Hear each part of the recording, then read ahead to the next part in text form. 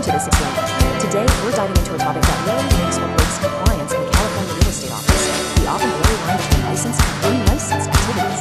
Whether you're a seasoned broker or a brand new agent looking to hire your very first assistant, understanding these rules is absolutely non-negotiable. So, we really have to ask ourselves, where exactly is that line? To keep your brokerage completely out of hot water with the Department of Real Estate, you need to map out exactly what tasks require a license and which ones are perfectly safe for an unlicensed assistant to handle on a day-to-day basis. Here's our roadmap for today: the licensing line, supervision and compensation, navigating open houses, paperwork and services, and finally, the ultimate takeaway. All right, starting right off with Section 1, the licensing line. Let's talk about broker supervision. This is an absolute bedrock legal requirement that a broker or designated broker officer actively controls and oversees all activities performed on behalf of the brokerage. And yes, that explicitly includes unlicensed employees. Every single action an assistant takes must happen with the explicit knowledge, consent, and strict oversight of the broker. Think of this as the golden rule for your office. Unlicensed activity absolutely must be supervised and approved by the broker. Without that active oversight, you have zero assurance that the assistant's work is legally compliant. You can't just hire someone, hand them a to-do list, and walk away. Actually, scratch that. You definitely can't do that. The responsibility always rolls uphill. Moving right along to Section 2, supervision and compensation. When we're talking about getting paid, the rules are totally black and white. Hourly pay or a flat salary. Yes, absolutely, go for it. But commission or transaction-based pay? No way. Strictly prohibited. Unlicensed assistants can never, ever get a bonus that's tied to whether a real estate deal actually closes.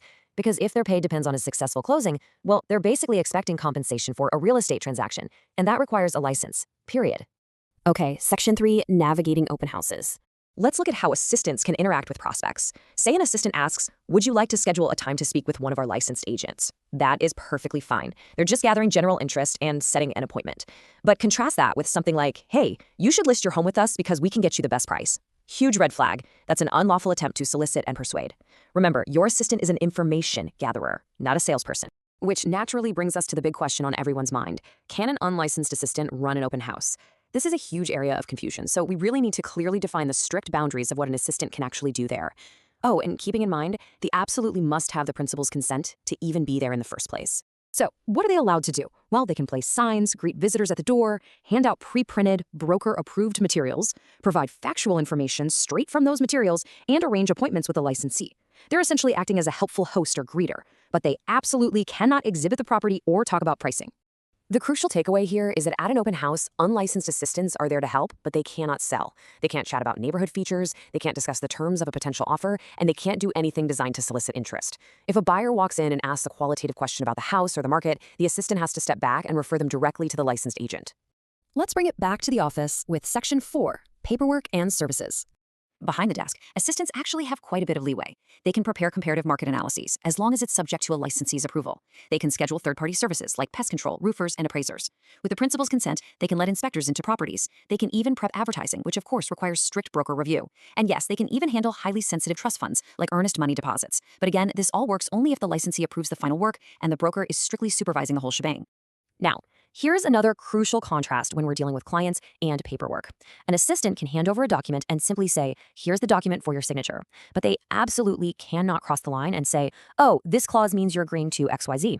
Assistants can pick up, mail, or arrange the delivery of documents, sure, but they must never explain the meaning, the importance, or the legal effect of what's actually being signed. The golden rule for paperwork?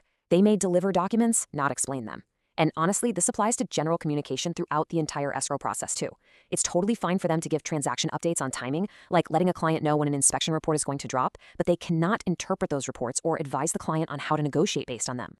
To keep this all straight, here's how you build a proper compliance system in your office. Step 1, the assistant reviews transaction documents for completeness. Step 2, they make recommendations to the broker. And Step 3, the broker or associate licensee makes the final determination. An assistant can systematically spot check files, sure, but the licensee is the one who ultimately decides. Think of it like this: assistants review, licensees decide. Which brings us to our final stop, Section 5, the ultimate takeaway.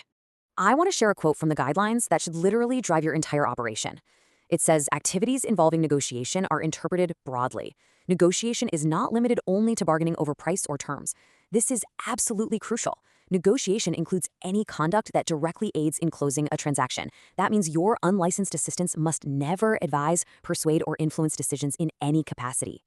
It all really boils down to the simple, practical equation. If a task requires judgment, persuasion, explanation, or negotiation, a license is required, period. Keep this top of mind every single time you delegate something. If the task requires the assistant to think like an agent or act like an agent, well, they need to be licensed as an agent. Look, unlicensed assistants can provide incredible support for a transaction. They are real game changers. But are your licensees truly leading it? The licensee has got to be the one leading the way, taking on the liability, and making those critical judgment calls. So I'll leave you with one final vital question to think about. Are the systems in your office clearly drawing this line today? Take a hard look at your workflows this week and make absolutely sure your team is operating safely within these boundaries.